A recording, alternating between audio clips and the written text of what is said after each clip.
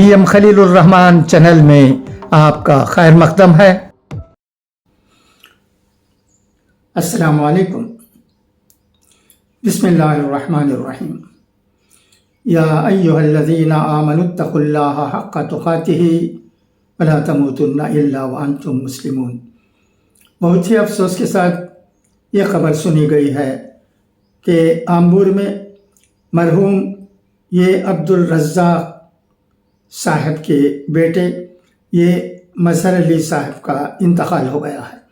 انا للہ و انا الیہ راجعون۔ مرحوم یہ محمد عادل صاحب اور محمد عابد صاحب کے والد اور عزیز الرحمان صاحب،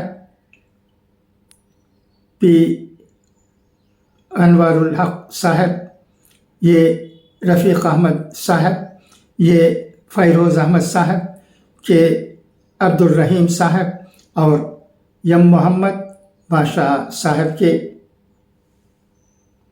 سسر ہیں۔